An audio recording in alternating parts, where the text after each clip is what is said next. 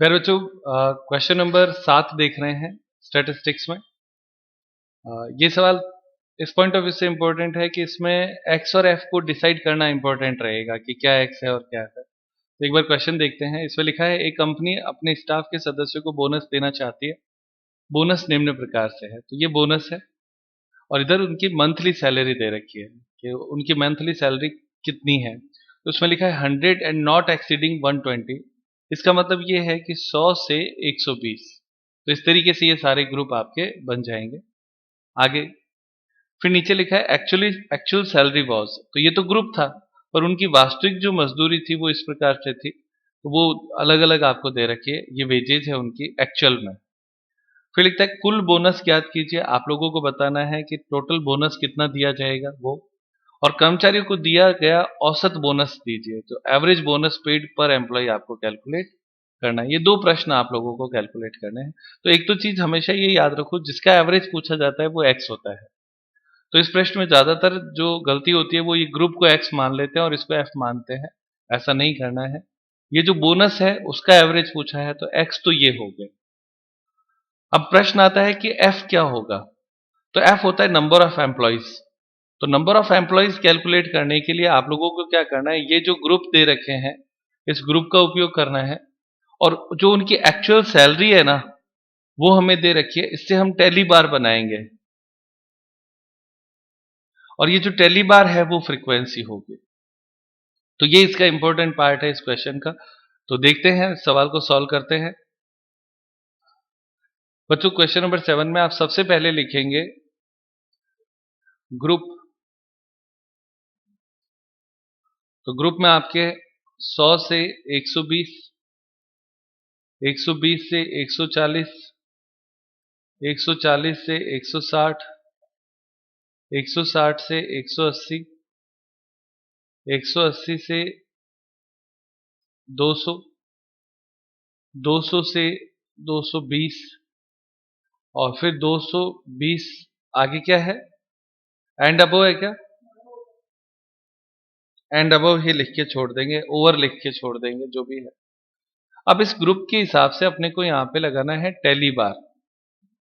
क्या लगाना है? टैली बार। तो नीचे आप देखो दे रखा है आपको कि कितने लोगों की एक्चुअल सैलरी कितनी है। तो एक्चुअल सैलरी के हिसाब से टैली बार लगेगा। तो अब आप वो संख्याएं देखो, आपको प्रश्न में मैं आपको एक साथ ले रहा हूं। इस प्रश्न में ये जो है ना 200 है, तो इसको टैली बार के रूप में लगाना है। जैसे 200 लगाते हो तो इस पे क्रॉस करना है, और ये कौन से ग्रुप में आता है उस हिसाब से लेना है। फिर इसको क्रॉस करना है, फिर लेना है, फिर ऐसे क्रॉस करते हुए सारे टैली बार्स लगाने हैं। तो चूंकि अब मैं बार बार किताब को ओपन नहीं कर पाऊंगा, दिखा नहीं पाऊंगा क्वेश्चन को, तो आप इसको किताब में ही देखें, या जिन बच्चों के पास किताब नहीं है वो इस क्वेश्चन का स्क्रीनशॉट लेके अपने पास रखें। तो उससे वो उसको नोटिंग कर ले, क्वेश्चन को, क्वेश्चन नोट हो जाएगा तो आप उसको सॉल्यूशन अच्छे से कर पाओगे।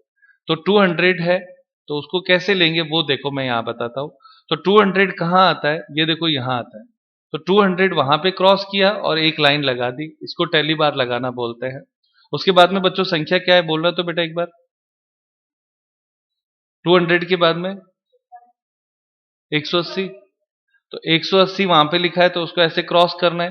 अब 180 इस ग्रुप में आता है, यहां पे एक टैली बार लगाना है। फिर 195 है, तो 195 को क्रॉस करना है, कौन से ग्रुप में आता है?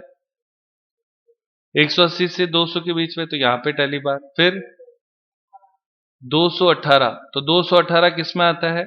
220, यहां पे एक लगाएंगे। फिर 187, इसको क्रॉस करना है वहां पे किताब में, और कहां आता है 187? 180 में आता है। फिर अगला 160, तो इसको क्रॉस करेंगे, ये कहां आएगा? 160 से आएगा 180 में। फिर 215, 250, तो ये 250 क्रॉस करेंगे तो 220 के अबव में आ जाएगा, यहां पे एक टैली बार।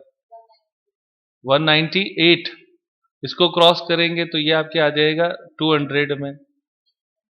फिर 190, ये भी आपके आ जाएगा 180 से उसमें, तो 5 आते ही क्रॉस कर दो। फिर 168, तो 168 क्रॉस करेंगे किस में आएगा? 160 में। 170, तो 170 क्रॉस करेंगे तो इसी में आ जाएगा। फिर 178 इसको क्रॉस करेंगे तो किस में आएगा, इसी में आ जाएगा। फिर 175 क्रॉस करेंगे वो भी इसी में आएगा। 140 क्रॉस करेंगे तो इससे ऊपर वाले में। 120 क्रॉस करेंगे तो इससे ऊपर वाले में। 148 क्रॉस करेंगे तो ये आएगा 140 वाले में। फिर 165 क्रॉस करेंगे तो 165 आएगा इसमें। 155 इसको क्रॉस करेंगे तो 155 आएगा 40 से 60 में। फिर 145 क्रॉस करेंगे तो 145 इसी में आ जाएगा। 125 क्रॉस करेंगे तो 125 120 में आ जाएगा। फिर 110 इसको क्रॉस करेंगे तो 100 से 120 में आ जाएगा। 162 क्रॉस करेंगे तो 160 इसमें आ जाएगा। फिर 130 क्रॉस करेंगे तो कितना आ जाएगा, 120 में। फिर 150 इसको क्रॉस करेंगे तो आपके इसी में आ जाएगा। 185 क्रॉस करेंगे तो ये आपके इसमें आ जाएगा। फिर बस इतना ही है।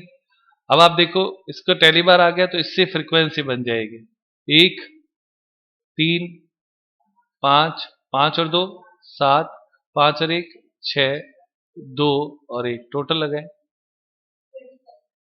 25। ये आपके एफ हो गया। बोनस आपको दिया हुआ है एक्स, बोलना क्या है, हाँ हाँ हाँ हाँ हाँ 100 और 110, ये एक्स हो गया। अब आप एफ एक्स करेंगे तो इन दोनों की गुणा करेंगे 50 180 350 560 540 200 110 टोटल 1990। जो टोटल बोनस दिया ना उसका आंसर आ गया। ये आपका टोटल बोनस है। बोनस प्रश्न पूछा था ना टोटल बोनस बताओ, तो टोटल बोनस तो यही होगा कि कितना बोनस दिया। अब अपने को एवरेज बोनस लेना है तो एवरेज बोनस के लिए देखो X bar is equal to sigma F X upon sigma F. तो सिग्मा एफ एक्स है 1990 डिवाइड बाय सिग्मा एफ है 25, भाग दे दो तो एवरेज आ जाएगा 79.6। ये आपका एवरेज बोनस आ जाएगा। दिया हुआ है बच्चों दोनों आंसर। हाँ वो उससे थोड़ा बहुत चलता है। ये देखो आंसर आपका, पहला आंसर ये रहा, दूसरा 79.6 दिया हुआ है। दोनों आंसर आपके मैच हो जाएंगे। ये देखो यहाँ पे ये रहा 60 और 60 एक ही बात होती है। 79.6 लिखो चाहे 60 लिख दो, एक ही चीज है। ये दोनों आंसर आपके मैच हो जाएंगे। इंपॉर्टेंट मार्क कर लेना इसमें। कोई दिक्कत प्यारे बच्चों, आसान है। Next question. इस प्रश्न में आपको दे रखा है 50 सटोरियों का लाभ और हानि निम्न प्रकार से है। तो प्रॉफिट और लॉस दोनों ही आपको दे रखा है। Gain and losses in rupees of 50 speculators is given below. इसमें आपके देखो गेन शब्द जो है वो आपके यहां तक है, सही है। गेन का मतलब होता है प्रॉफिट, सही है ना। यहां से यहां तक प्रॉफिट है, फिर यहां से यहां तक लॉस है। क्लियर। अब इसमें लिखता है 4 स्पेक्युलेटर्स गेन्स यानी लाभ कमाते हैं बिटवीन 300 से 400। तो ये जो 4 6 8 12 10 7 3 ये जो आगे लिखा है ये सारी एफ है, ठीक है। और जो प्रॉफिट और लॉस है ये आपके क्या हो जाता है, एक्स है। अब आगे पूछता है जीतने वाले सटोरियों का औसत लाभ बताइए। तो ये जो सवाल है ना यहां तक केवल ये एक सवाल हो गया। फिर उसने पूछा हारने वालों को औसत हानि बताइए, तो ये जो लॉसेज है वो आपके दूसरा सवाल हो गया। और एक पूरे समूह का विशुद्ध लाभ या हानि बताइए एवरेज, तो ये पूरा मिला के तीसरा सवाल हो गया। 3 हिस्सों में ये सवाल हो जाएगा, एक पूरा एक साथ, एक केवल प्रॉफिट का और एक केवल लॉस का। बस ये इतना ही सवाल है और इसमें कुछ नहीं है, सॉल्व करेंगे तो आंसर आ जाएगा। ग्रुप क्या बन रहा है वो भी देखो, 300 से 400, 200 से 300, 100 से 200 और 0 से 100। फिर उसके बाद में लॉस शुरू हो जाता है। तो मैं आप लोगों को पहले थर्ड सॉल्व कराता हूं, एक साथ कितना आता है, फिर हम केवल प्रॉफिट का ले लेंगे, फिर हम केवल लॉस का ले लेंगे। और ग्रुप आप देखो 300 400 से शुरू होता है और ये घटते हुए क्रम में चल रहा है। डिसेंडिंग ऑर्डर का क्वेश्चन आपके एक तरीके से हो जाता है। स्टार्ट करते हैं बच्चों, देखिए। तो क्वेश्चन नंबर 12 में प्रॉफिट एंड लॉस लिखेंगे। बोलना बच्चों क्या है, 300 से 400, फिर 200 से 300, फिर 100 से 200, फिर 0 से 100। ये आपके प्रॉफिट थे। इसके बाद में वापस लॉस शुरू हो जाता है, तो वहां पे आपके 0 से 100। तो ये 0 तो ठीक है, लेकिन ये जो 100 हमने लिखा है ना, इसको आप माइनस लिखेंगे 100। सही है ना? अगर प्रॉफिट प्लस है तो लॉस क्या होएगा, माइनस होगा।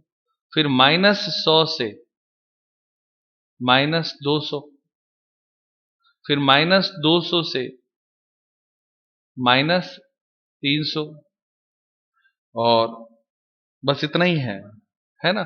तो अब आपके देखो ये तीनों लॉस हो गए और ये 4 प्रॉफिट हो गए। चूंकि हम एक साथ पहले निकाल रहे हैं इसलिए पूरा एक साथ ले लिया।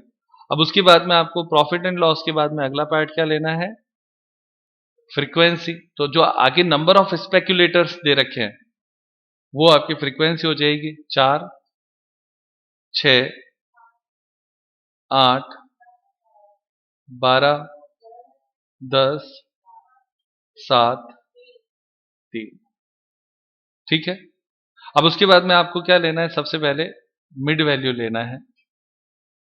तो मिड वैल्यू आएगा 300 और 400 का मिड वैल्यू 350, फिर 250, फिर 150, फिर 50, फिर माइनस का 50, माइनस का 150 और फिर माइनस का 250। इससे कोई डरने वाली बात ही नहीं है, मिड वैल्यू है। उसके बाद में ये x हो गया, फ्रीक्वेंसी आपके पास सही है तो fx कर दो। तो fx करेंगे तो 4 इंटू 350 कितना होता है, 350 into 4 1400, 250 into 6 1500, 150 into 8 50 into 12, 50 minus का इंटू 10 माइनस का 500, 150 इंटू 7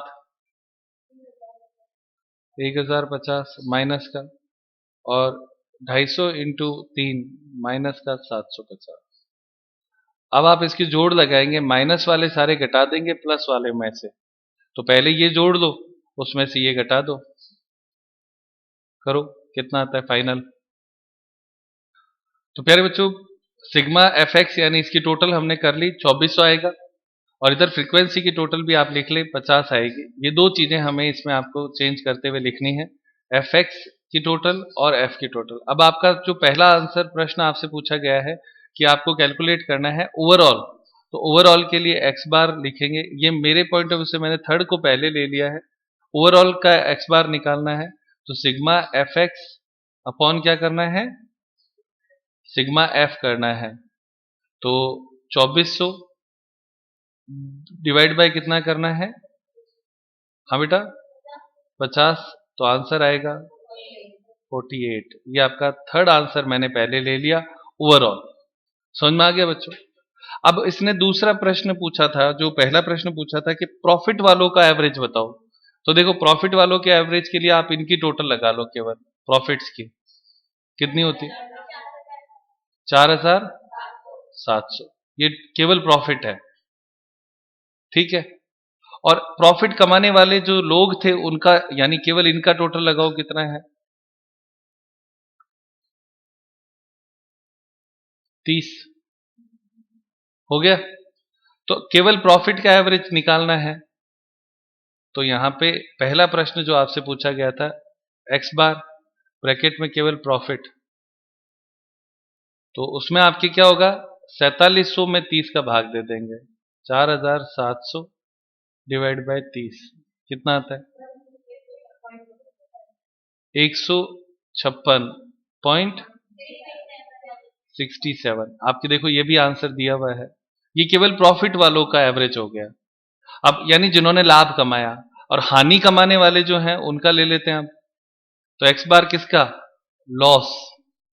तो लॉस वालों का भी कैसे निकालेंगे, देखो बच्चों ये लॉस वाले थे, तो इनका टोटल लगाओ, लॉस कितना है, 2300 लॉस है।